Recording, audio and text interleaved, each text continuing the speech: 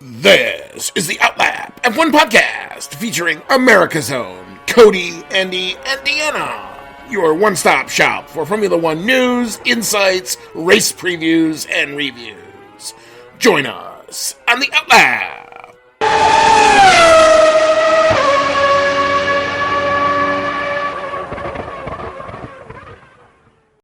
Formula One tried to light up the night sky over in Singapore this past weekend. We apologize, we're going to make you wait for this a little bit, but here we go. It's our 2025 Singapore GP review show. It's season 7, episode 35. We got that right this time through.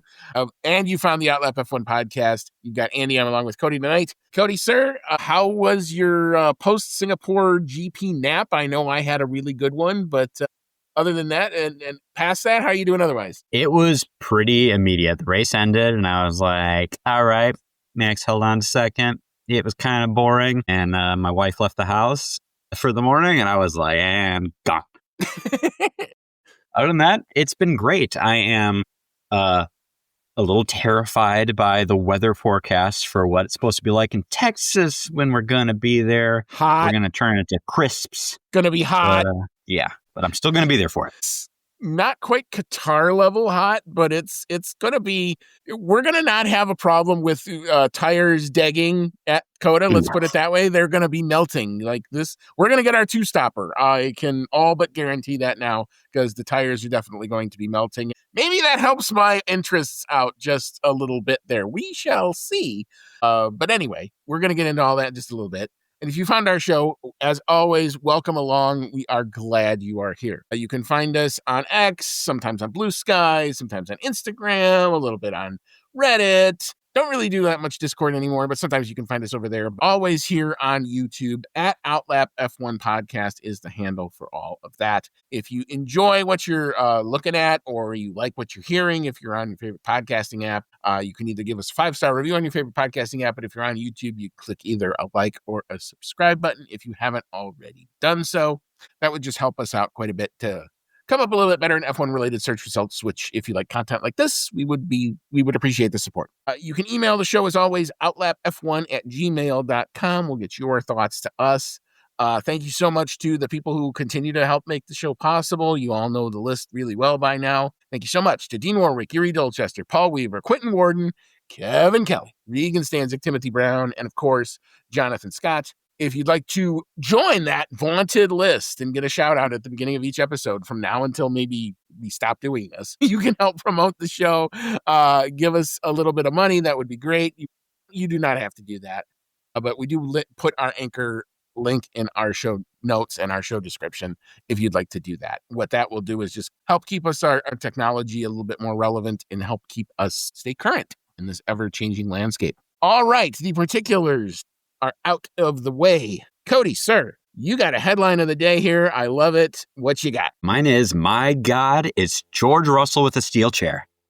Oh, you got to do it with the Jim Ross. My God, it's George Russell with a steel chair. I don't think I've got quite the gusto to do that, but I'll practice because we might be seeing George Russell do this once or twice more later this season. He really did seem like it came out of nowhere. We're all talking about are the McLaren's going to start beating themselves up at some point, like, actually fighting for the drivers. Is Max got a chance of actually catching up? And then George Russell rolls into this one and says, I'm going to take pole and the win. Thank you very much. Yeah, I mean, he was nobody looking for him. Nobody knows he's there. He's had these weekends where he's just kind of, hi, I'm here. I was George Russell and I finished 5th. No, hi, I'm George Russell and I'm just going to win the freaking race. And I'm going to dominate the qualifying at the end of the day and just go out and win the thing by, 10 seconds. So, yeah, I mean, he just, when that Mercedes car gets it right, it can totally do something like that. And everybody in front of them, McLaren, Red Bull, Ferrari, take note because they're not that far off if they can do this here. This was not a place that I would have said is going to be a Mercedes playground. Hot, sticky, humid conditions is not what generally they get to, but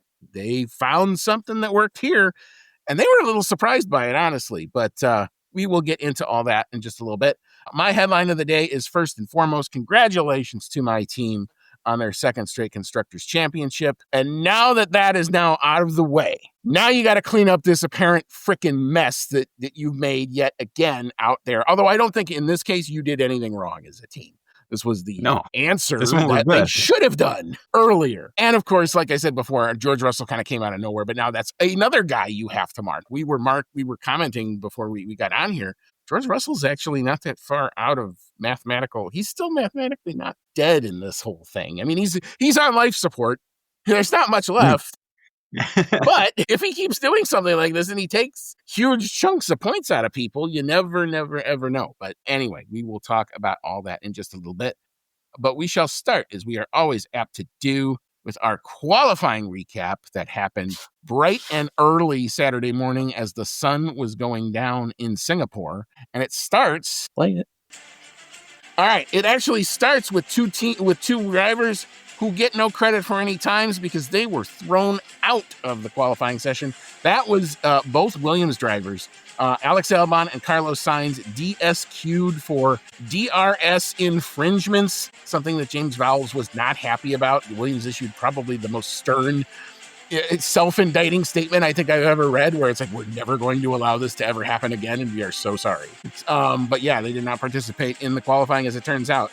The classified finishers, P18 was Pierre Gasly, P17 Esteban Ocon, P16 was Franco Colapinto. Going through to Q2, but going no farther, P15 was Lance Stroll, P14 Gabby Bortoleto, P13 was Yuki Tsunoda, P12 Liam Lawson, P11 was Nico Hulkenberg, and P10 making it to Q3 was Fernando Alonso. P9 was Ali Behrman. P8 was Isaac Hadjar. Good showing for the Racing Bulls here. P7 and P6 were the two Ferraris of Leclerc in P7 and Lewis Hamilton in P6. P5, only good enough for P5, was Lando Norris, last year's winner. That was a bit of a surprise to some, and maybe to me as well. P4, pleasant surprises here. Kimi Antonelli and the Mercedes, turning up the form, apparently to the talks that Toto Wolff has had are seeming to pay off. P3, championship leader Oscar Piastri rebounds a little bit, but it's not good enough for the front row. P2, Max Verstappen went out, and we all thought he was going to get the pole, but oh, there he came out of nowhere. George Russell in Q3 with just an absolutely mega lap. Destroys the old track record that Lando put in last year with 129.5. Actually was the only driver to improve in his second Q3 run, a 129.158 the lap time, an absolutely scaldingly quick lap.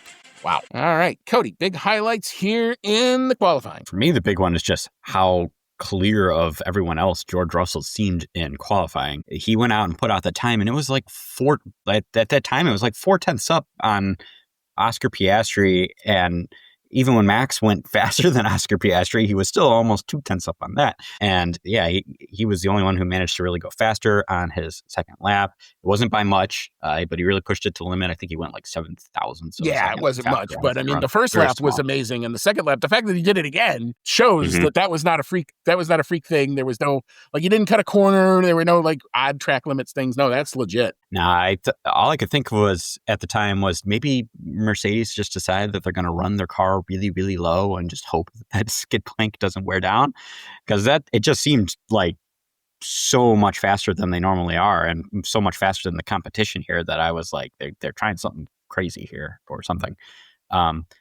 Apparently, Max Verstappen was on a really good last lap, to the point where he stood a chance of maybe taking pole from George Russell. And he apparently got upset over Lando Norris potentially causing him some dirty air near the end of his last lap that he feels cost him pole position.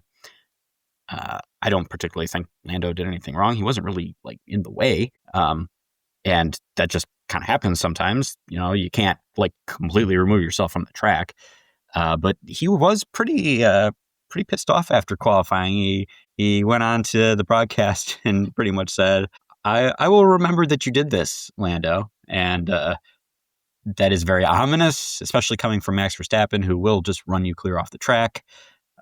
So we'll see if anything ever comes of that.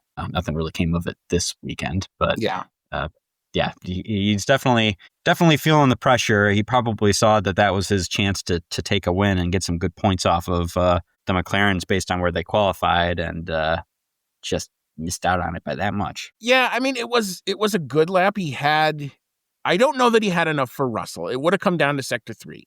The first 2 sectors, if he was down, it was only down by, he was within the same 10th. I Through think he was sector 2. actually up on Russell. Okay, he may have been up. I didn't. Through those first. I was trying to do the mental math in my head when, like, all of a sudden when it comes down to Q3, that becomes my quickie math. Like, okay, that's the best sector 1 I've seen, and now everybody else is up, and then that's the best sector 2 I've seen, and then everybody else is up on it, or up or down on it. And I knew it was going to be close. I watched Lando's onboard. There wasn't anything weird about it, but what happened was, I think both Oscar and Lando kind of realized pole was not going to be theirs. So Lando went out super early for his Q3 run, almost pulling what sometimes, like, we see Fernando Alonso do, where, like, they have the 1 set of tires. Now, they all eventually got back to the 2 sets of tires for Q3.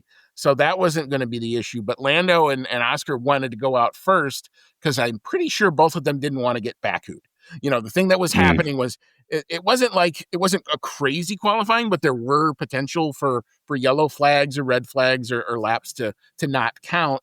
And with a minute and 29-second lap, I mean, that's a longer lap. It is one of the longer courses on the season. So they wanted to go out and put in their time, good, bad, or indifferent, and just kind of let everybody see what they could do. Only good enough for 5th for Lando. And just not feeling, certainly in qualifying trim, not feeling the car like he had for sure last year. Throughout all the practices, it just didn't seem like he was on it. Oscar did lead, I think it was FP2 at the end of Friday, but it didn't really feel like a legit FP2 because that got disrupted by a whole bunch of yellow flags and red flags. So we never saw the Ferraris put in a real flyer. We never saw Max put in his real qualifying flyer. So you couldn't really read a whole lot from Friday.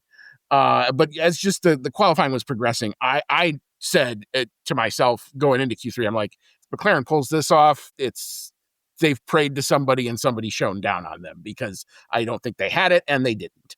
And the only question that I would have is, maybe does Max get by George there? We'll never know.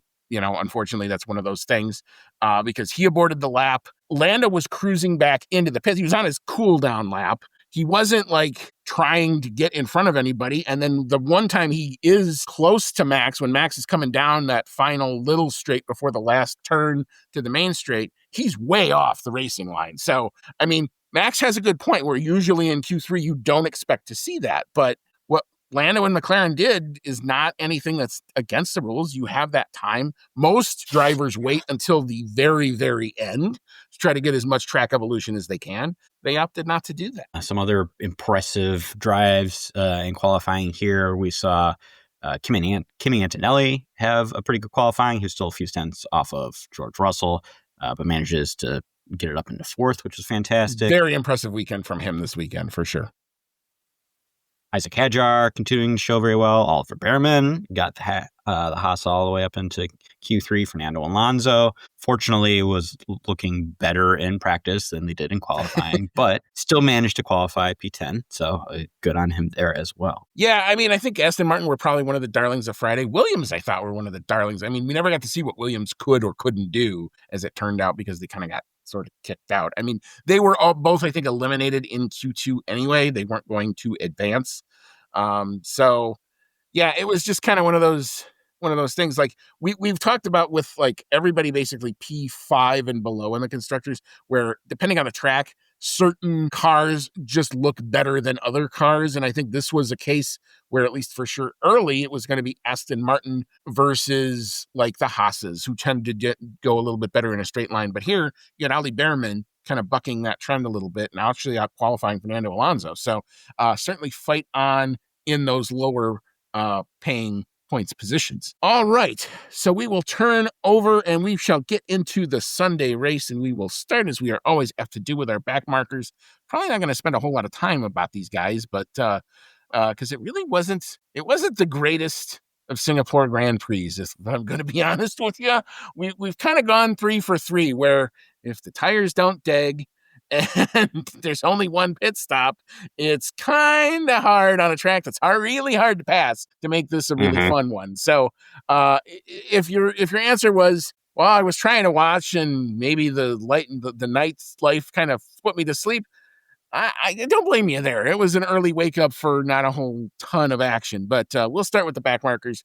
And one of those teams that have sometimes shown well and didn't show well here, those were the Kick Saubers. Nico Hulkenberg gets the dreaded P20 on the day, as he was the closest thing to a safety car we had, but was not a safety car. He spun, he kept it out of the wall, he did get going again, he flat spotted his tires, that ruined his race, obviously, but there was not an intervention from that. So, and there wasn't a need to be there, but he gets P20. P19, another team that kind of really had a bad weekend, and I think they're just trying to get done with the season, man.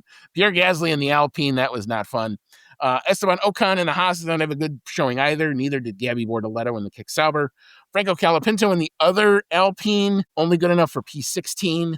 P15 was Liam Lawson. P14 was Alex Albon, starting from the back. Getting up to P14 is respectable, but that's all he could do. And P13, interesting strategy for Lance Stroll. Talk about trying to hang it out. And boy, he starts on soft tires and then goes 40 some laps on them before he finally pitted. Again, this tells me, Pirelli, your compounds are too damn good. We need to get some deg into here because it's not working. But Lance Stroll does manage to come back all the way from the back to finish P13. If there was a car that was passing people, that's your guy. Mm-hmm. Yeah, not a whole lot to talk about here in the back markers. I did get the feeling watching this race that maybe they should have tried the, C4, C5, C6 thing. I don't know why they didn't give that one a shot. Yeah. But they definitely didn't have enough deg to make the strategies interesting. Pretty much all the cars that we saw at the back here, I would say maybe with the exception of Alex Albon, were cars that maybe we kind of expected to see here. Yeah. Kick Saubers have kind of petered off. Nico Hulkenberg really hasn't had a good race since he got his podium. Since I think he got the podium, it. That's kind of, I don't know if it's just a mental thing, like he's had, maybe he's just wanting to check out, but I don't know. He got the one thing, the one thing that everyone was giving him shit about, that he had gone so long without a podium. He got the podium, and at that point he's like, okay, I'm good. I'm happy. I got what I wanted. The rest of the season is whatever. So yeah, maybe. He hasn't done super great. Alpines are pretty much just trying to coast through the rest of the year and not draw too much negative attention to themselves, I think. Yeah, I mean, but we still did have a couple times. I know Franco Colapinto still draws the ire in practice, where like he will, if there's a red flag, he's probably the guy kind of causing it, which is not a good look for a guy who just kind of needs to keep his nose clean for the rest of the season. But yeah, kind of. I mean, Pierre Gasly's fine. He's obviously got his contract. The Alpine brighter days are going to be ahead of them, not this season. They know that. And only other one that I really got here is Liam Lawson did not perform nearly as well as his teammate this weekend. I'm still holding out hope. He was the one that was causing red flags. I mean, he had himself a bad wreck, and it was FP2. I think that's one of the reasons why nobody really got a good qualifying read. In FP2, right around the middle of the session, if you're looking for your qualifying pace, that's the time to watch, from about 40 minutes on the clock to 20 minutes on the clock. That's when usually everyone shows their first blush at what qualifying pace kind of really looks like. And Liam Lawson kind of wrecked the car right in the middle of that. And it was a wreck that needed, I think, some barrier repair. And and with that being the only night session, it really kind of screwed everybody up. Sometimes that works into everybody's favor, and that leads to a better, more interesting race because nobody knows what the tires are going to do. The end result was the tires were fine. It kind of turned out, so we didn't end up having that happen. But he was the linchpin of all of that. All right, so moving into our midfield, P12, not good enough for making it into the points this weekend, was Yuki Tsunoda. P11, just missing out on the points, was Isaac Hadjar. P10, recovering from the back of the grid start was Carlos Sainz in the Williams, all the way to rally for a point. So good for him. His warm streak, I mean, he had the podium in Baku, so this was backed up by on a track that you wouldn't expect to be a good Williams track. So that was good for Sainz. P9, one of, I think, the stars of the day in the back markers or in the lower teams here. Ollie Behrman makes the qualifying form stick, good enough to come home in P9. P8, suffering a late 5-second penalty after the race because he had gone over the track limits way too many times and could not justify it, despite the fact that his brakes were gone. Lewis Hamilton in the Ferrari. That promoted P7, Fernando Alonso, who for many people is probably the hero of the race, according to his own team radio message, as just Fernando Alonso on the team radio is just appointment television. You should just hook up and have him on one of your speakers if you can. P6 was Charles Leclerc. That was all the good Ferrari form that they could bring. P5 was Kimi Antonelli, a solid result, but probably wanted a little bit more. And then we will talk about the top 4 kind of in their own thing, because I think they are the main story of the race. So we will leave that there. But Cody, big thoughts here in the midfield finishers. Man, Ferrari is having a rough end to the year. We had technical issues with both Ferraris. You had Charles Leclerc complaining about having to lift and coast for, I think he said, like 200 meters pretty much throughout the entire race. Was not happy with the performance of the car on that end. And it's not like there's anything you can do about it. Like you're stuck driving the car that's got that handicap on it, which is, got to not be fun. Even more spectacularly was Lewis Hamilton's seemingly having his brakes fail and then maybe come back at the end. But it was crazy watching the replays after the race. And I'll get to that in just a second. Yeah. But watching the replays after the race of just what he was doing to try to complete the race with his brakes really not working. It was like really severely cutting, like corner after corner after corner. You could tell he was not able to slow down the car for the turns. He's lucky he didn't get hurt. I mean, he's legit lucky he did not get hurt. I've heard lots of complaints, including from Fernando Alonso, like, how is he allowed to race the car that way? I don't really have a good answer for that. You could have thought that, I don't know, would they even give him the meatball flag for that before? They could have. They could have said, your car is in an unsafe condition. You have to box to either fix it or be done. I really think that maybe is what they should have done with just how egregious his corner cutting was. Because to me, that just showed plain as day, the brakes are not working. He was behind his teammate when the problem happened. And he finishes 40 seconds with the 5 seconds. So 35 seconds is what he gave up, I think, in the last 2 laps. And he had no brakes. Like, it was smoking. The amount of soot that was coming out of both front tires looked like a diesel engine truck just spewing smoke into the air. It was just, there was no brakes. They were gone. And I think you could certainly make the argument that he was driving the car in an unsafe manner. I guess the FIA was like, look, if you're able to make it 2 more laps, good on you. I guess if he had even like another track limits violation, they would have been increased to a 10-second penalty. So he got kind of lucky there. Yeah, he blew through his 4 and, he got his warning and then he went through a 4th time. He only gets a 5-second penalty. And then the way that it read was there was no justifiable position that he gave for why he was so egregious with the track limits. Well, because the car was really not safe. Yeah. I mean, if you're gonna give, I forget who it was, like Nico Rosberg, one of the times in Canada where like the back end of the car was literally like sitting on the top of his gearbox and he's trying to nurse it home and he manages to get it home. That the car is in an unsafe condition. What was going on with Lewis, I hate to tell everybody, but that was an unsafe car, man. That it should have been stopped. Yeah, I agree. And it was really funny listening to Fernando Alonso on the radio talk about his perspective on this, because he dropped the F-bomb probably about 5 times in 5 seconds, which so many bleeps, it really cracks you up. The reason I was complaining about having to watch this after the race is because the TV direction was really pissing me off during this race, because if you're watching the race live, it was pretty boring. Now, it turns out that there was actually some action that was going on, some really nice overtakes. And I think it was like a double overtake at one point. Of course, Lance Lewis Stroll Hamilton actually thing. deserved some airtime, as much as I'm not a huge fan of his, but he deserved some airtime here. You didn't see any of it. Yeah. Because TV direction doesn't know what to look for. And at the end of the race, they keep doing this over and over, and I just don't get it. You got Lewis Hamilton, struggling to keep his car on the track because the brakes have failed, and it's making a show out of cutting all the corners, and Fernando Alonso losing his shit over it. And they're showing the girlfriends on the TV, and they're just there. I think the only thing we really got from the Lewis Hamilton thing was a little blurb on the side where his radio thing was, he was like, my brakes are failed. And I was like, oh, that kind of sucks. I thought he retired. And It wasn't until after the race that I saw exactly what happened. So that was very frustrating from my perspective. Yeah, I mean, we've talked about this a few times. I mean, we still haven't seen Oscar Piastri's winning lap from Bahrain.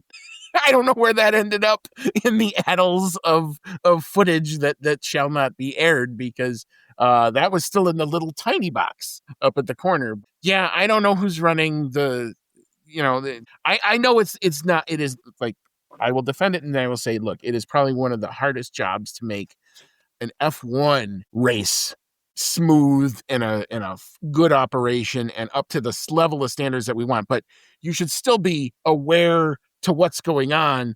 And the first focus should be the race, not the fan in the stands doing the either high five act or the pissed off act. Except if I'm in Coda and Lando crashes, then maybe you can cue to me and make me viral for a minute. Other than that, and I'm not wishing for that, by the way. Other than that, call or do what's on the race. I mean, that's where your focus needs to be. The stuff on the track is what's important. That's what everybody cares about, not the reaction shot of either Lando's girlfriend or Max's girlfriend or Oscar's girlfriend or anybody's mom or anybody else's thing.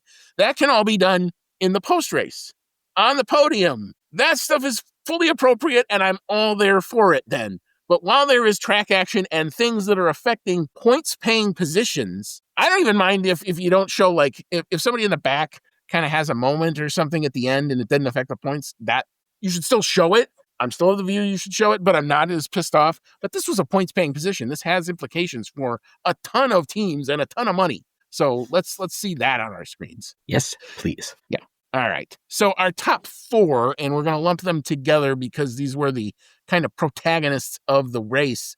P4, even though we qualified P3, we will talk about lap one. We cannot go forward without talking about lap one. Was Oscar Piastri in the McLaren. P3 was Lando Norris in the other McLaren. P2, and what turned out to kind of be a bit of a lonely race at the end there, was Max Verstappen. And in P1, there was no challenge. George Russell took the pole, took the race win, and looked really good throughout, if I have to be honest with you. Looked every bit the part this weekend. George Russell takes the win, an hour 40, 22 seconds. We had some time left on the race clock. We'll talk about that when we get to predictions.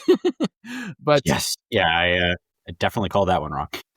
Yeah, all right. So let's talk about lap one. We'll talk about the start. Good. If you're a George Russell fan, you should be really, really happy because he got a mega start, was able to cut in front of Max Verstappen, and that was pretty much all she wrote going into the first turn. Max couldn't really make a move. George was pretty much free and clear. Max Verstappen got not the greatest start because he was on the not ideal part of the track. He was on the dirtier side, but still got a good enough start in order to basically hold off P2. And where the drama comes is P3 and P4. And if you've been anywhere on social media, this is apparently all anybody wants to talk about. So I've watched the Anthony Davidson frame by frame breakdown of this. I think that's, if you don't like my analysis of it, I would encourage you to go check that out on YouTube. It's on the Sky feed. He's much more experienced at it than I am, but for once in a blue moon, every now and again, Lando Norris gets a really good start, and he did. And he manages to clear Kimi Antonelli really quickly because Kimi was on the dirty side of the track and pulls up effectively right kind of behind Max. And Oscar is now on the right side, Lando's on the left side, and the sequence of corners is that it's a right and a left and a right. So, it's kind of a inside, outside, inside type deal. So for one corner, Oscar's on the inside. The next corner, he's on the outside. Same thing with Lando. Lando's on the inside one way, then he's on the outside. And what happened was, at least from what I could see, it's if there is such a thing as mutual fault, I think this is about as close as you could come, because Oscar is trying to make it difficult for Lando to get past, obviously, which is what he's trying to do. And Lando is trying to take the good start that he had and try to get in the gap and get around his teammate. So they are side to side going into the corner, again, inside outside type of deal. Lando's got more grip on the outside than Oscar did on the inside part of one corner. Lando is also trying to get onto the back of Max Verstappen, and there's a point at which Lando touches Max in the rear and doesn't damage Max's car.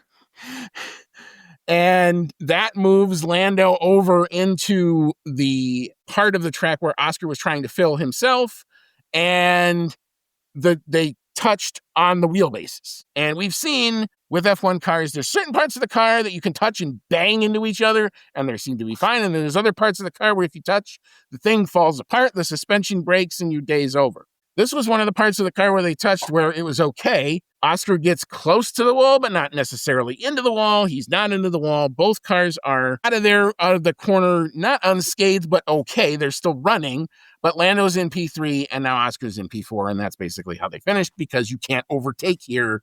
And that was pretty much all she wrote after that lap. So that was my unbiased call as to what I saw there, at least from the who did where and what side. Cody, what's your thought, if anything significant on this? Is this just a racing incident that's been way overblown? That's kind of where I'm at. In my opinion, it's definitely a racing incident. Lando was racing hard. He accidentally got into the back of Max Verstappen. Just a little bit, but enough for him to, lose control of the car a little bit. And Oscar just happened to be out there. And it really, to me, it looks like he was just trying to regain control of the car. And he hit Oscar pretty much square on the wheels. And that was what happened. And, Lando went for it this time. To me, that's a good thing. For all the stuff that I hear about, the guy's not aggressive enough, he doesn't do this, he can't get a start right. Here it was, and he still can't win with certain people. Yeah. But I was happy that he went for it, and I think it really was just a racing incident. What really kind of frustrated me after that was the whole drama is getting stirred up again, because you got Oscar Piastri being on the radio being like, "Hey, he rammed me out of the way. What gives? He should give me the position back." And the team's like, "Oh, we'll discuss it." And then they come back a little while later and they say, "Yeah, we don't really see anything wrong that happened there. We're just going to let it ride out as it is, and we'll talk about it after the race." And then you got Oscar crying foul still about how, well, he did a pretty shitty job of avoiding Max if it means he's got to hit me. And I really don't think this is fair.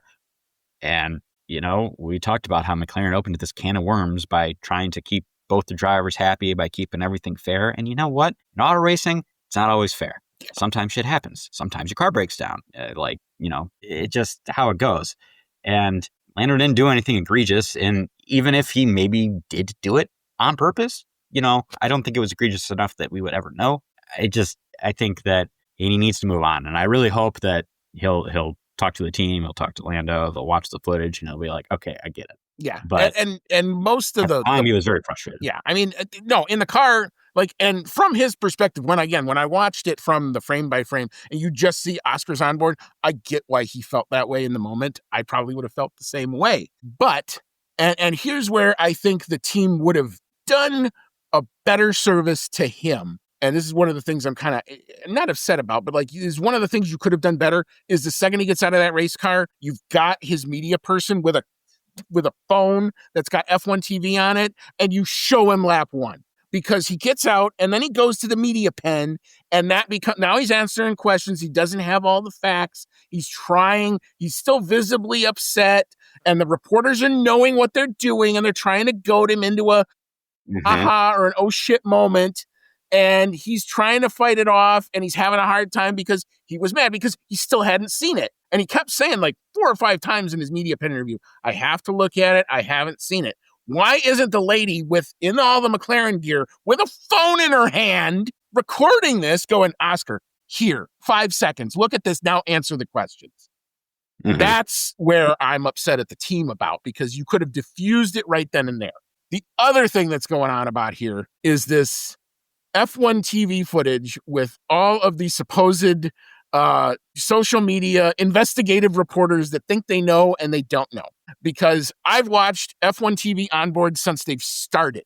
There is a universal thing that all of F1 TV does with all 20 cars at the same time. They kick the onboards and the radios on in the same moment, and they kick the onboards and the radios off at the same moment. If Oscar Piastri was pissed off enough to the point where what he was accused of doing was unplugging the radio, even if he did that, you still would have heard the rest of Zach's message on F1 TV, because I've watched many times on the onboard where the McLaren, the visual feed goes out, and you even just see like the McLaren logo, which would indicate you don't hear anything. But I've still heard team radio coming through, because the team radio on F1 TV, it's two separate feeds, is still on. I've also heard it the other way where the radios go out, but I hear the engine. I've even contacted F1 TV several times to say, I hear the engine, I don't hear the radio, what gives?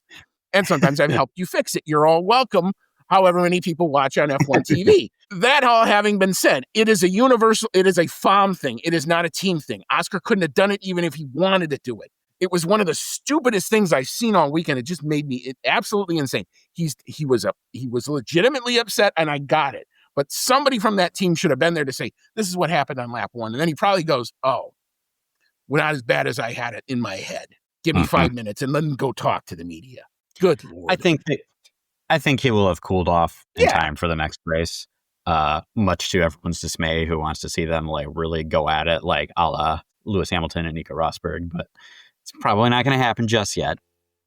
It still might. I mean, there's enough of it. Like, if something worse happens, yeah, but we'll have to deal with it then. It might get worse as time goes on. That's true. It's that's actually one of the things I'm hoping that they do, is give them the freedom to, if they're going to go do this, and when we get to awards, well, I'll talk about it some more then. But I've got like 3 points of what I want to see the team do. Now that they have clinched the constructors, that part is done, we'll get there. Hang on. On the other side of that, with our front two, as you said, George Russell took the lead off the line, got a much better start than Max Verstappen, and held the lead. Now, I will say that at least from my perspective, it did seem like there was a chance later in the race. There was a stage of the race where Max was actually making some pretty significant gains on George Russell after the pit stop sequence. However, they both then got into lap traffic, and that was the thing. At that point, that made it much more difficult for the Max to make any gains on George Russell. I don't know if he would have really been able to do anything if he got there anyway, because it did seem so nobody hard could pass. overtake. Nobody could overtake. It seemed like Lando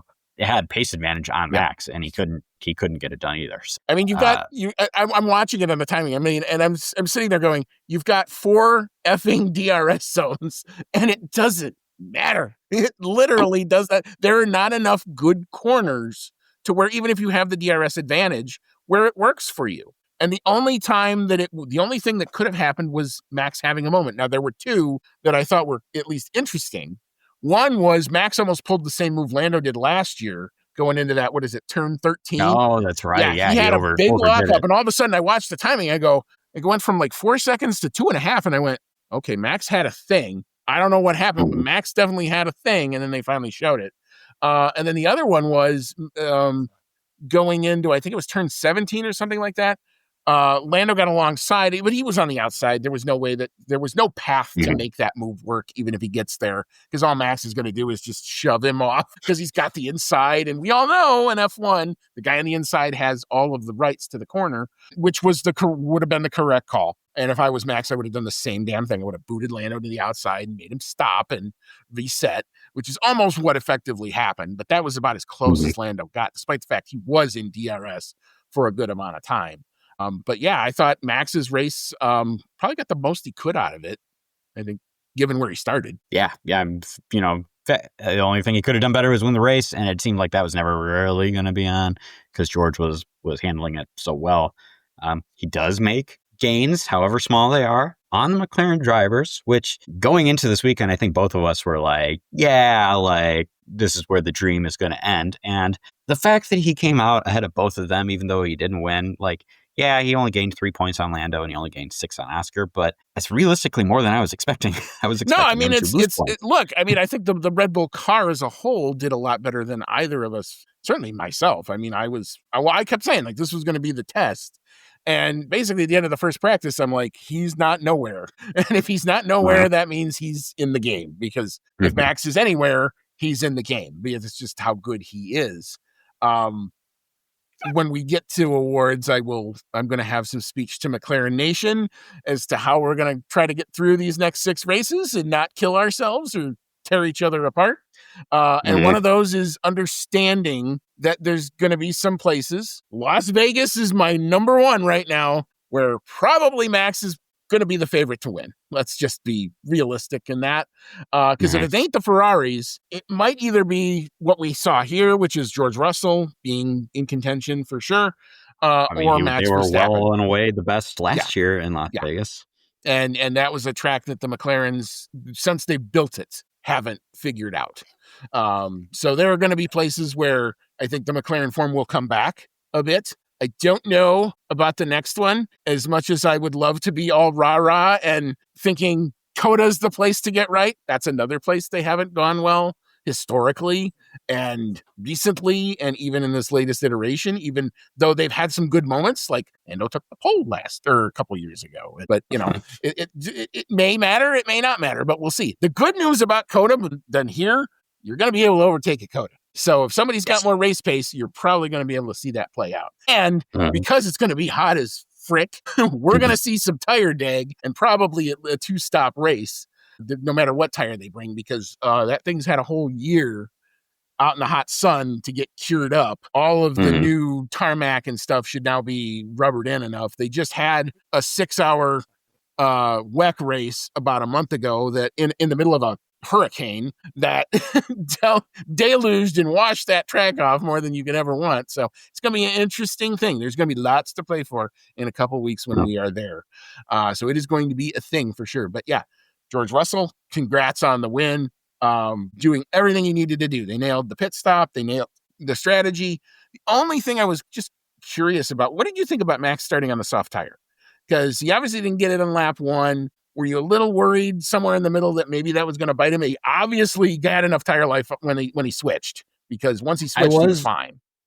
I was a little bit worried because it did kind of seem like a little bit of a Hail Mary going on the softs. I got to imagine that he went on the softs hoping that it was going to get him a better start on the dirty line, and then he might be able to send it up the inside of George Russell and get the lead. And at that point, you got the clean air. You can make those tires last a lot longer. But when he didn't get it, and he was, one of the few front runners there that was on softs, I was a little bit worried, especially since he did have to pit a little bit earlier than the other drivers. But realistically, he really didn't pit that much sooner than like the McLarens, and ended up making it work. There really wasn't that big of a difference in tire life on them. No, I think he only lost like 7 laps, and in the end, it really didn't matter.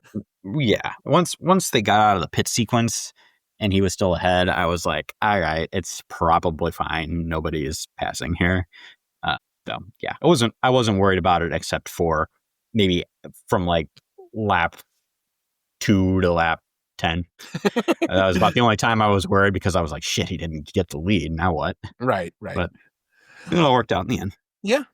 Good weekend I think a solid weekend for Max, a good weekend, obviously a great weekend for George Russell, and congrats on the win there. All right. Well, that kind of concludes our recap of the race. We will take a quick break. We will do our re-rack act. We will come back and we will tell you what this did to those drivers' standings. It does get a little bit closer all the way around, that's for sure. And then we will tell you about the constructor standings. One team has, obviously, we talked about it before, McLaren has secured the constructors, but there's still a whole lot to play for up and down this constructors grid as well. We will fill you in on all that. Then we will open it up to your takes on the weekend in the fan email segment. We will hand out some awards. I will give a bit of a stump speech in my rubbish award, as I sometimes am apt to do. I promise I will not get too red-faced. At least I hope not. We'll find out how intense I get, because I'm buried on this as I've kind of prepped for it. But then we'll talk about predictions. Yeah, we'll talk about predictions in a little bit. We Put it have this way, to. both of us were not looking well after qualifying. When I had Lando on the pole, that clearly didn't happen. You had Max on the pole, that didn't happen. So who came out a little bit better on Sunday? We will find out. And then we will start to set the stage, because next week at this time, I will be in my sister's basement sleeping, hopefully, getting ready for our early flight to go down to Texas. And then next week, Wednesday, we will be down there in Texas, hopefully settled into our hotel and getting ready to see what is going to be seen at Circuit of the Americas for the weekend. So we will set that stage. So come on back. You will not want to miss it. You are listening to the Outlap F1 podcast, and we'll be right back after this quick pit stop.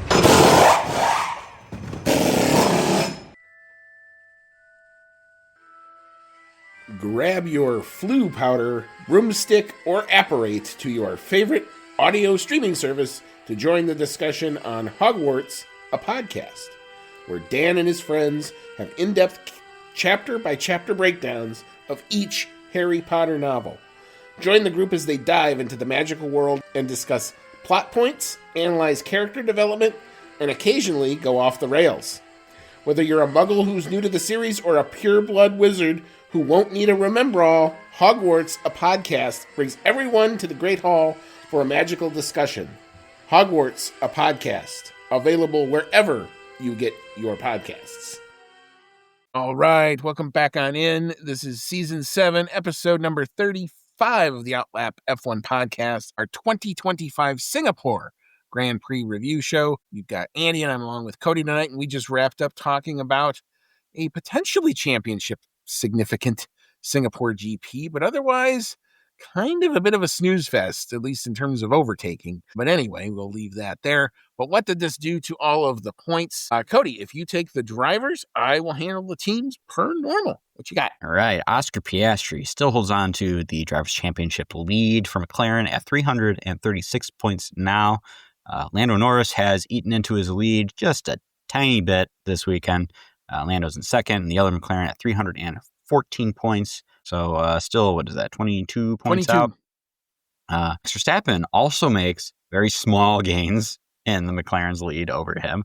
He's down at 273 points, so still very unlikely, but still not impossible, especially after what we saw this weekend. Just keep my hopes up. George Russell actually made decent gains on Max, 7 points on him. George Russell sitting in fourth place with Mercedes at 237 points. Charles Leclerc in fifth place and Lewis Hamilton in sixth place, both for Ferrari, both having a pretty rough weekend here in Singapore, both of them having car troubles that hampered their points tallies. But they're up to 173 points for Leclerc and 125 points for Hamilton. Kimi Antonelli had himself a decent comeback weekend, I would say, here in Singapore. Good qualifying, decent result. He's in seventh place, and the other Mercedes at 88 points. Alex Albon, unfortunately not able to get any points this time out, following his needing to start from the pit lane, but he's still in eighth place in the points for Williams at 70 points. And then it's a pretty good gap back down to ninth place.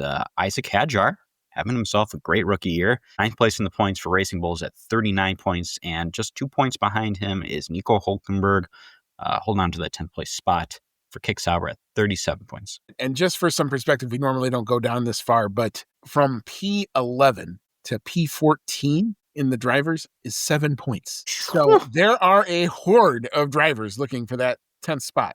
Alonso is 11th with 36, so that's 1 point behind, and he's looked better a lot more recently. Sainz, based on that podium that he got in Baku, was up to 32, tied with Stroll, who's also on 32. And Liam Lawson is in P14, only 7 points away from P10 with 30 points. So that P10 spot, we talk about, it's going to be shifting around. By the end of this season, who knows who's going to have it? Because there's a whole lot that's going to change between now and then. All right, turning to the constructors. As I mentioned before on the headline, McLaren Mercedes. Yeah, boys, we got there. A little bit ugly, but we got there. But good enough. It wasn't that ugly. It's only been ugly for the last 2 races. I know, but I don't know. it felt a huge relief that this weekend was over because I kept thinking, keep it out of the wall. I was just haunting of watching like Oscar Piastri's crash in my head of just the tires going in two different directions as he hits the Tech Pro. Luckily, that image never happened. So good there. But they have secured the Constructors' Championship. 650 points. So they still got a long way to go, and they still could maybe potentially still set the record for the most points ever by an F1 team. We shall see. Looks a little bit harder after this weekend, if I'm being honest about it. A P2 is Mercedes. They check in with 325 points. P3 is Ferrari, up to 298. P4, back in the mix. They could definitely catch the Ferraris now. Max Verstappen with 290 points, with some help occasionally from Yuki Tsunoda. P5 is Williams. They are up to 102.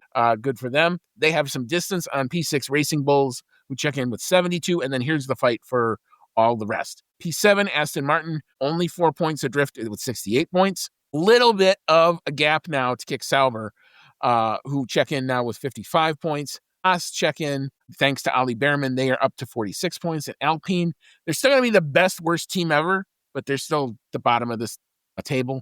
They remain on 20 points. All right. So, yeah, lots to play for in the drivers for sure. Lots to play for in the constructors all the way around. This is not a closed off season where we can just throw it to the wind for any stretch of the imagination. All right. So you have heard our takes on the Singapore Grand Prix weekend. It's now time for our favorite segment, Fan Email segment, where we open it up and get your takes on the Singapore GP weekend. Rachel Fleming is here. We've got Mr. Formula here. Cody, it's your time to shine. What do we got? First one comes in from Rachel Fleming. Thank you, Rachel. And she says, I needed a Russell win this weekend. I was having a miserable weekend with all my favorite British football teams all losing. But Rachel, I feel your pain. My favorite baseball team is also losing. So it's been a rough couple days for me, too. Been a tough road. My favorite hockey team just started the season with a loss. The baseball team had some moments, but they're in trouble. And maybe our American football team, we don't know if they're any good or not. So who knows? Yeah, I'm pretty sure they're not. They may not be. Anyway, Rachel then goes on to say, come on, Toto, get that contract out. No kidding. Russell still has yet to put pen to paper officially for his future Mercedes contracts. We all know what's coming. We just don't know for how long. But anyway, she says, as for the race, well, let's be honest, it wasn't the best race. No safety cars, which was a very big surprise for this race. The gloves are off at McLaren now. Now that the constructors is sorted. Personally, I don't think Piastri should have any complaints, but he had plenty of them on the radio, as we discussed. And Norris had a great start, but just couldn't get past Max. Sauber watch, Hulk's poor run of form continues, and he was the only driver to make a big error during the race. I'm sure we all held our breaths when we saw him go off, but he did continue and got past the Alpine. Yes, I am using that name for them. It's appropriate. Of Gasly. Yep, it is appropriate. They've been sitting there on 20 points for seemingly forever, it feels like. Gabriel did okay, but, the Saubers just weren't getting any points today. And finally, Alonso watched the hero of the race, in his own words, brilliant radio, and fought back with everything Aston Martin threw at him to score points. By the way, have a great time in COTA. Thanks very much. I am sure we will. We just might be really dehydrated and sunburnt by the time we get back. But I was going to say, we're going to be the most hydrated two people sitting out there trying not to shrivel. Mm-hmm.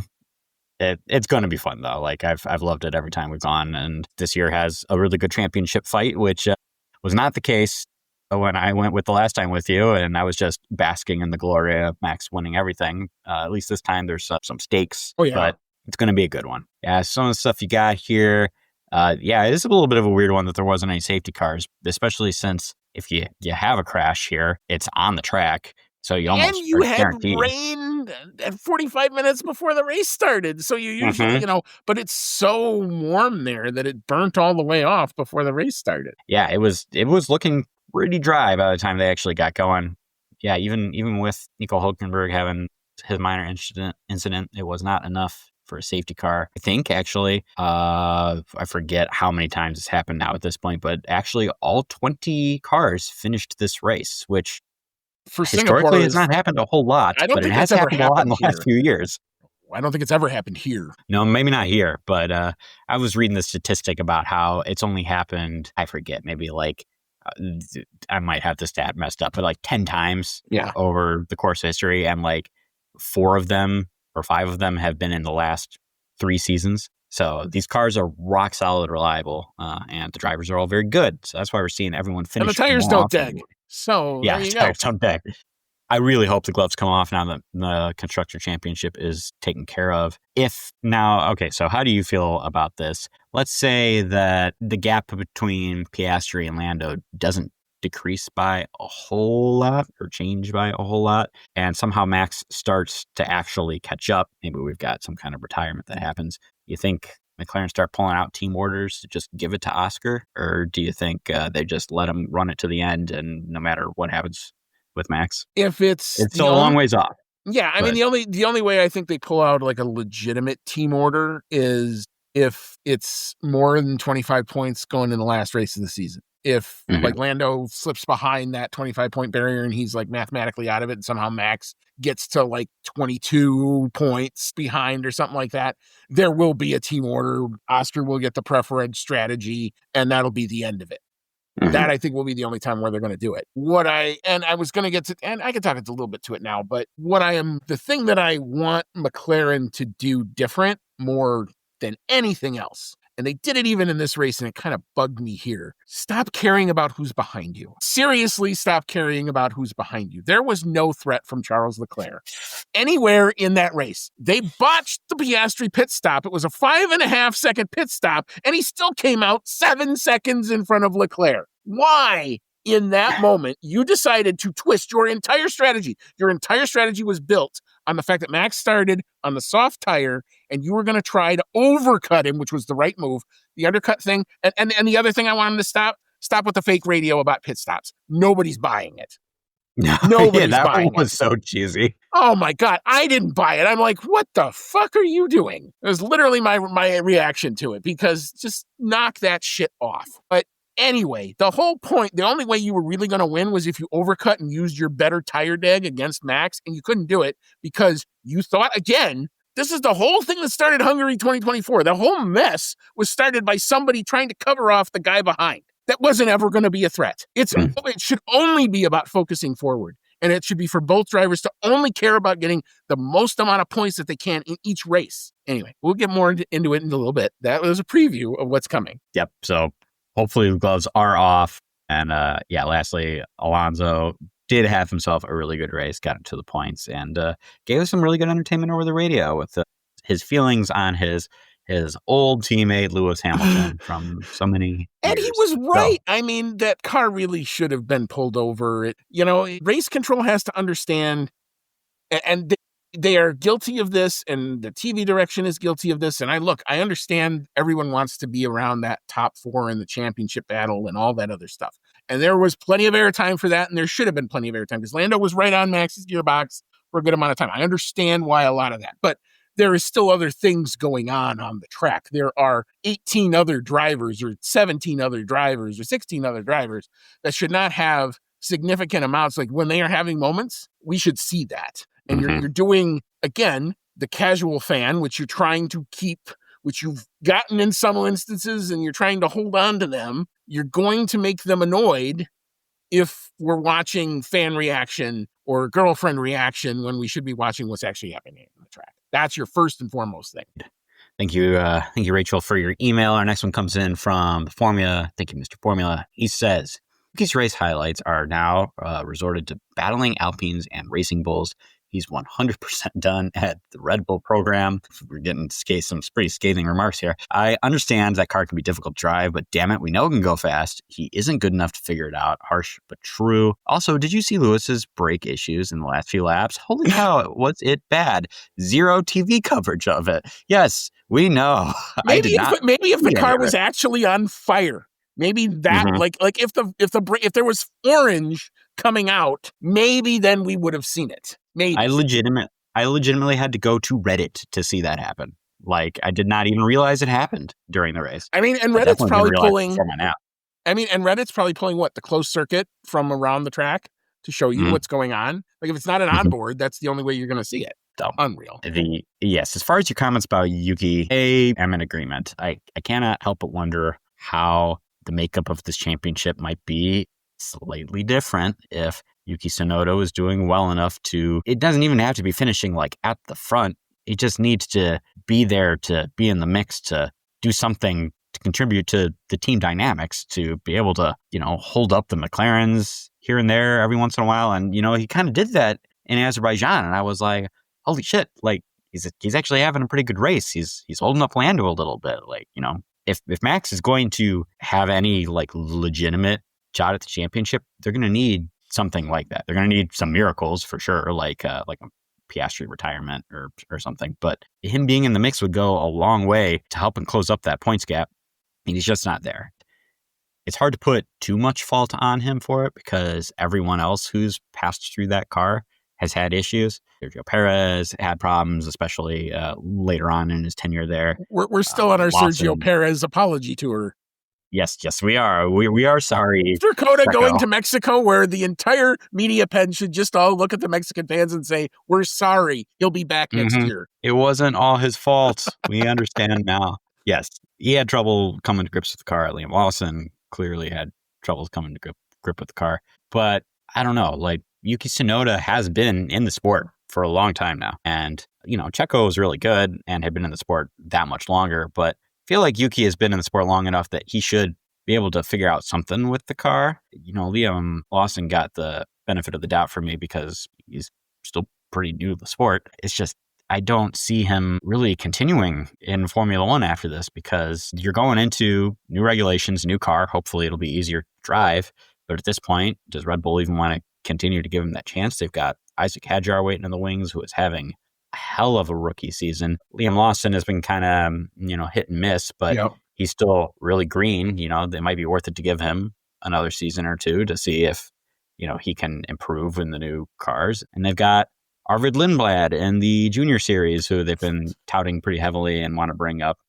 I've heard them call the mini. I've already heard them call Arvid Lindblad Mini Max because he's got the same kind of attitude like Max does. Just wants to get in the car and go racing. Doesn't matter what. Now that would be fun. Two Maxes on the same team, please. Oof. I'm here for it. But we'll see. if it's going to get to that point, I don't see Yuki Tsunoda fitting into the picture anymore. I think they're going to look at his performance this season. They're going to say, sorry, you're toast. This one's going to go to, although we've seen so far, it's probably going to go to Hadjar. Yeah. I mean, there's nothing about what Yuki has done to say Yuki has not had enough moments other than the flash in the pad that was Baku, which Sergio Perez had the flash in the pad that was Baku last year. And we all thought that too. Like, could this be the beginning of something? And then it turned out not to be. And unless Yuki Tsunoda comes out in the next 6 races and does something to turn ahead, I think it's game over. And the other thing that's against him, he doesn't have the Honda partnership with Red Bull anymore to make him appealing. There's no more money coming from Honda. It's going to be Red Bull Ford branding next year.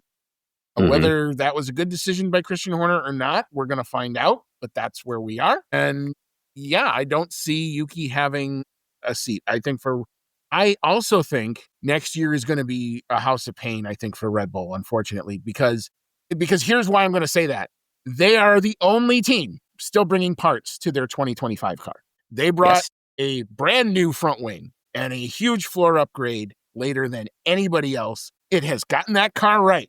I give them full credit, but you only do that at the expense of your 2026 program. And to me, that also tells me they know their 2026 program is probably not going to be good. Yeah, that goes back to something I said much earlier in the beginning of the season. And you're getting exactly what you wanted them to do. I thought for sure that they were going to throw everything at this season's car to get one last driver's championship before everything gets topsy-turvy with the new regs. And I think it really could have worked. It's just that they couldn't get the car to work soon enough is the problem. Is if they had gotten the car to where it is now, maybe even like three races sooner, I think we would much more seriously be talking about Max's position in the championship. You put that back in the European season and it's, go back before the summer break. Like if he's anywhere in Hungary, it's a different ball game. If he's anywhere, I mean, he was there with Great Britain for a while, but that wasn't a great result. What the killer is the DNF in Austria and the flash minute that he had in Spain.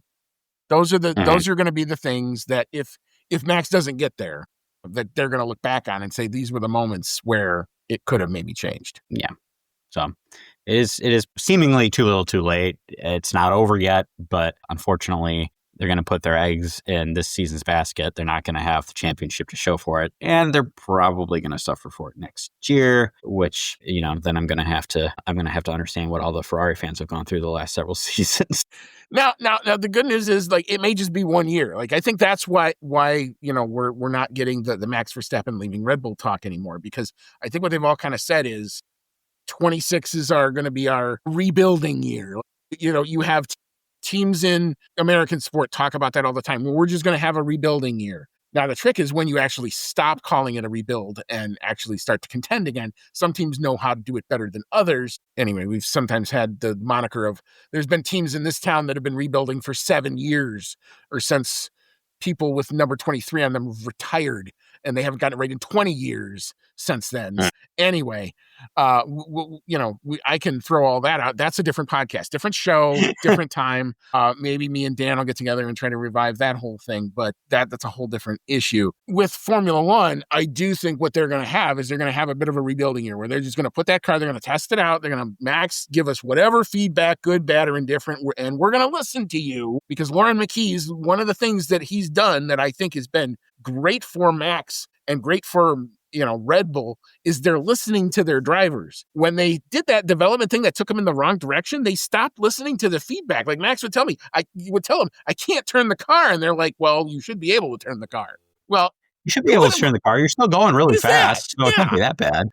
Like they were chasing some, like the reports I was getting was they were chasing in the simulator, like the simulator kept saying that they should be going better. And that the car was optimized for where it should have been to work in all sorts of tracks, and it just wasn't. And Max was trying to tell him that, and he wasn't getting listened to. That's why he was so frustrated. When you're as good as Max Verstappen is, he can tell you whether or not the car is right or the car isn't. And even now that the car is better, like sometimes you still hear him on the radio, even in this race, saying, the car won't turn, or the downshifts suck, or whatever it is. But the difference between now and then, they're listening to him and they're trying to make adjustments for him. All right. Well, thank you everyone for contributing to our fan email segment. I always enjoy getting riled up in the fan email segment. That's always fun.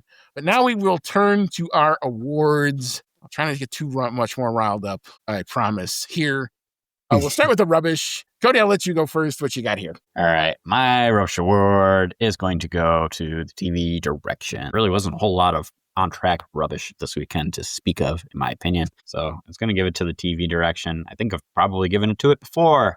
But yeah, I like auto racing. I want to watch auto racing. And yeah, it's cool that, there's fans at the track that are enjoying the race, and there's people in the paddock that are enjoying watching their, loved ones win and all that stuff. But I want to enjoy the race from my couch. And I do that by seeing the race on my TV. So I felt like I wasn't seeing enough of the good parts of the race on my TV this weekend. That's why it's rubbish. And I will add to this. Here's another one, and I didn't even think about it until now. On your onboards, F1 TV, will you please stop? Like I get, like sometimes you have to sync the onboard up because you're going to show this view during the race. There's 2 onboards that can go away, and I don't ever want to see again because they tell me nothing. The one where it's looking at the driver from the steering wheel tells me nothing about what is going on with that car. And when you stick with that for 3/4 to almost 2 or 3 laps, like I get if you're going to come to that shot because you want to show that shot on the main feed, fine. I don't have a problem with that. But once that shot's gone, get off of that shot, please, because you're telling me nothing about what's going on with my driver at that point.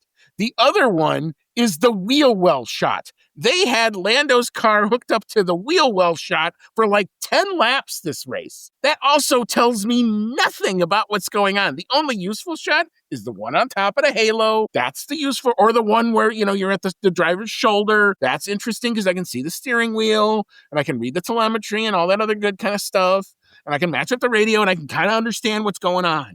But those 2 shots, yeah, that's not even TV direction. That's just an onboard direction. Knock that crap off. So that can go in the bin. Other thing we got to talk about, McLaren Nation. My God, we got to have a talk about how we do this, folks, because, it's hard enough to be on social media when it's fans of other teams that are dragging us through the mud. And look, I've suffered through 2015 where we deserved to get drugged through the mud, and 2017, where we deserved to get drugged through the mud, where we said we had the best chassis and the Honda engine was all the problem, but we couldn't finish more than like 29 points in a season. Those were years we deserved. Every bit the thing we got, I'll own all of that. Now that the tide has finally turned, and I don't know if this is just the newer part of the fandom, but you got to take a minute and enjoy this part of it. I keep saying I'm riding the roller coaster, good, bad, or indifferent, because you have to enjoy this, because this is what you want if you're a follower of this team. You want your drivers in contention for the drivers. So stop tearing your team apart when you're trying to say that there's this mass conspiracy for either driver. There isn't. This team is twisting themselves up and out and through themselves, trying to tell you that there isn't. And there's not. So that's one. Two, we've already talked about this, but as a team, for the love of God, please stop caring about who the hell is behind you. It is focus forward. If it's not P1 or it's not P2, you better try to be getting the best in your strategies. And I don't care for the rest of the season if we have split strategies. One guy starts on a medium, one guy starts on a hard. That's totally fine. If one guy wants to throw a spanner and put a soft tire on to start the race to get a better start, good on you. I don't want to see that unless the drivers have said that they're on board with it. That's the thing that you can do to actually take the gloves off of this thing. And three, last time I'm going to say this, I hope, fix the goddamn pit stops. Lando's stop was fine. Oscar's stop was not. I don't understand it. This is the third weekend in a row where we've had more than 5-second pit stops. Oscar came back, but it was way too little too late. He was never going to have a chance at that. So fix the damn stops. I know you guys drill on this. I watch you during the course of a weekend. Dakota, we're going to watch them do 80,000 practice pit stops. Just get it right on race day and you're going to be fine, and everyone else will calm their asses down. And then finally, to McLaren Nation, because let's be honest about where this car's at. It's not a perfect car anymore. The other teams have come up. Red Bull has developed. Mercedes have done some developments, and they've gotten their cars right. And there's going to be certain tracks where we got to just be okay with winning ugly. And that means if third or fourth is all we're going to be able to get the third and the fourth, keep the advantage that you got, and lean on this puppy all the way home. Don't be pissed if it's not 1-2 all the way. I'm not going to do that. It's about aggregate points. It's a math game now. The one good thing that came out of this race, in my opinion, was Max didn't win, because if Max won, it's 7 more points, and now it's starting to really snowball. Would have been, 3 or 4 in a row? It would have been 3 in a row, and we would have all been like, holy shit, where was this? And I would have been, and I know even next time out, as much as I want to say, well, Coda's where they're going to get right, I don't think they're going to get right there. It's probably not going to look really good for them until Brazil. Mexico, they've never gone well with Mexico, but we'll see what happens there. But if that's the best you're going to do, get what you can and lean on your advantage. That's why you have it. So we all got to get used to kind of how we rewatch, because everybody seems to just want to be the dominant car. So do I. Of course I want that as a fan, but it might not happen. So let's all take a deep breath. Enjoy this Constructors' Championship. They don't come around a whole lot for this team. It's 2 in 20 years, and it may be a long time because we don't know what next year's rules are going to be. So enjoy this. Whew. Whew. All right. Enough of that. We'll go into our analysis paralysis. I've already kind of talked about this one, but yeah, the F1 TV direction as a whole just confuses me. I think I already just kind of talked about it, so I'm just going to pile on there.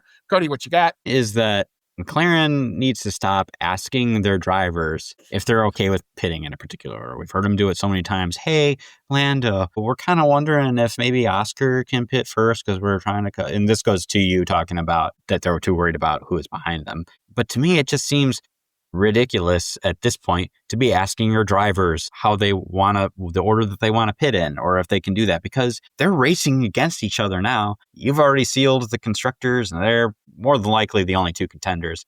They don't give a shit anymore. They're going to say whatever makes them come out on top. And we even heard Lando kind of say that this, because at first he was like, yeah, wait, no. So I don't think he heard quite what he thought he heard, and then he realized halfway through what he was saying. It's probably like in the middle of a turn. It was like, yeah, whatever. And then thought about it when he got out of the turn. It was like, hell no. To me, it just doesn't make sense to be asking your drivers if they're okay with doing something like that. If you're really that worried about it, just do the strategy. Take a page out of Nike's book and just do it. And, if they complain about, hey, why did you do it this way? Then you can explain about it later. But they're going to pit when you tell them to. most likely, and you can just take care of it that way. That's pretty much what all the other teams seem to do. So I don't know why it does kind of seem like almost taking like the fairness thing to the extreme. It's like, we want to cover off the back driver, but we want to just make sure that's okay with you, Lando. Well, and like I said before, don't even give a crap about that. But like, again, it should only be about what's going to get. Oscar's strategy at this point should be his side of the garage coming up with what he wants to do to try to get as forward as he can from wherever he qualifies. Same thing for Lando's side. And like I said, if that means that they start on different tires, to me, that's okay. If they have different run plans, to me, that's okay. If we're saying they're free to race, the strategy to me is part of this. I'm okay with the rule of, hey, let's try not to hit each other, and that's cool. But other than that, let them go. I mean, let's see what they can actually do, because it may take at some of these tracks where it doesn't, air quote, to quote Stella, suit the car. You may have to do a home run strategy at COTA where you hang out on a set. Maybe you start on a hard tire and you go as far as you can and maybe try to bridge that gap to a one stop because your tire deg is your strength. That's how you would win a COTA race. Now, what are they probably going to do? They're going to start both guys on the medium. They're going to run to lap 16. They're going to switch to a set of hards. They're going to run to lap 34, and then they're going to switch to another set of hards. But if Lando can win because he can make his tires work, as we saw in Hungary, he should have that opportunity. Same thing for Oscar. Same thing. And if they both do it and they both hang it out, good on them for that too. Anyway, all right, we'll move on to our dark horse of the day. I'm going to give this one to the hero of the race, Fernando Alonso, for at least making it entertaining. And I love the team radio on his side. I love sarcastic Fernando. It's just too good. And he's so experienced. He knows exactly what he's doing. And he backed it up too. He got his ass in the points. Good going, Fernando. I love it. Mm-hmm. Cody, what you got? My dark horse is going to be George Russell. We didn't think they were going to be a factor. They didn't think they were going to be a factor, and yet here they are with the pole and the win. I think Russell pretty much came out of nowhere with the steel chair. So yeah. So I'll back that up with my driver of the day. I'm going to give that to George Russell. Hi, how you doing? My name is George. I race Formula One cars, and I just whipped your ass this weekend because that's what he did. Well done, sir. And yeah, get the contract out. I mean, it's interesting. I have I'm done trying to predict when this is going to happen because I keep saying it's going to happen and it never does. But U.S. Grand Prix seems to be one of those places where a lot of announcements tend to happen late in the season. Now would be a good time as any, Toto. Let's put the pen to the paper and get it done because I don't want him going somewhere else if I'm Mercedes. If I'm a Mercedes fan right now. I feel like you've made that comment several times. Oh, British Grand Prix seems like a place where they would make this announcement. Oh, the summer break seems like the perfect time to make this announcement. Oh, U.S. Grand Prix, they always make this kind of announcement. So well, we're going to get announcements. Like here's what I do think. Two things I am looking out for. One, COTA's contract is up at the end of next year. They need a renewal. From all things that I've heard and read on, it sounds like it's on track, and maybe they're just waiting for that weekend to do it. That would make sense. Because, dear God, you shouldn't go away. Of all the U.S. tracks, do not go away from Circuit of the Americas. I mean, no, it is. As far as the racing goes, it is the best track. Yeah. Two, I'm wondering if they're waiting until they're here to do the U.S. rights deal because we still don't have it. We think it's going to be Apple TV. It would make sense with all the technology and Apple having a huge presence in Austin to announce it then and there. Something we'll look out for. I mean, we may be talking about this next week and what the implications are for U.S. fans. Those are my two things I'm watching for. But yeah, anytime Toto wants to put pen to paper and sign George Russell, feel free because I'm really tired of trying to predict it. Cody, what you got for driver of the day? My driver of the day is also George Russell. I don't think you can really argue too hard against that. He got the pole. He led pretty much the whole race. I think he did lead the whole race. Yep. Came out with the win. He still looked really sweaty and tired after that race. So I got to really hand it to him. He even tried out that cooling vest that they have now, and he still looked like he'd been through hell. But at least he got a win out of it this time. So even though he looked sweaty and shrunken, he had a big smile on his face. Well, and the cooling vest was actually an FIA thing. They declared that even before the Friday, where they said, you are commanded to put this on your driver, and you don't have to use it, but you at least have to fit it. Like they had to at least try it. I don't think everyone used it. I don't think Max used it. Yeah, I know a bunch did and some didn't, but you were at least required to try it, which I thought was a good thing. Great George. Great. Yep. You can tell it's this point of the podcast. We've been at this for a little bit of time. All right, a couple more things, and then we'll close the door on this one. We need to talk about predictions. Cody did not have himself a very good weekend. He went for the home run with Max, and Max almost got there, but didn't. You finished, sir, unfortunately, with no points. You and I switched positions. I got blanked last time out. You get blanked this time out. I had a better weekend. At least I scored. I didn't score great, but I finished with 4 points. I got P2 on the podium because that's where Max finished. I got the 2 race times and the fastest quality time, so I get the points for that. And we did not go to time. We went with laps. We had 20 minutes or so to spare. Thank you, Singapore. Recent renovations and changes happening 20 minutes off the time. As long enough as it was, it still felt like a long-ass race because nothing really happened in it. Mm-hmm. But anyway, I lead this competition by a score of 10-6, but there's still math available for you, sir. I feel like I'm in Max's position. It's a long shot. It's still possible. But it's still there. All you got to do is get on a run, man. It can happen. I'm a moron sometimes. I can really predict some stupid stuff. Anyway, we'll see what happens as we go through that. So that'll do it for our Singapore Grand Prix review. Cody, any final thoughts? I mean, we're literally 7 days out from our flight. So I'm excited as hell for that. And we're going to have a good time. We're going to sweat. We're going to have a good time. And we're going to rehydrate. And we're going to figure it out. We're bringing our mega sunblock. I'm bringing like the SPF 250 stuff. Mm-hmm. I am super psyched. I'm ready to go. I'm ready to sweat it out and get some Texas barbecue. Yep. Ready for the track walk. They still do that, right? I haven't gotten the confirm, but yes, they normally do. But they wait until like the last freaking minute to send it to me, like they do every year. Coda, please let me do the track walk. It is like so fun, and it's gonna be hard for me because I gotta have to get all the way to the other end to find my team this time. That's usually where I never really make it, is up to the far end. And I've never had McLaren be all the way at that end before. Oh, my team's so good. I got to walk all the way down to the other end of the pit lane. Yeah, I know. Well, like you've only had to do it for the last 4 years. Yeah, this is true. Pot calling kettle black. But anyway, we will continue to dig at each other probably throughout the entirety of the flight on the way down there. But yeah, we're looking forward to a great weekend. If you're around the Austin area and you happen to be in attendance or something like that and you're within the sound of my voice, shoot us a DM. Maybe we'll find a way to meet up. We'd love to meet some of the people around who actually take in our show. I was showing somebody the other day where all of the strange places where people have somehow listened to our voice, which is amazing. You guys have been all great all year long, and we are happy to do it. So for Cody, it's been Andy. We will see you in 2 weeks for our Circuit of the Americas preview on site. And then we'll get into all of the good news with that. Until then, take care of yourselves. And as always, may all your laps be fast.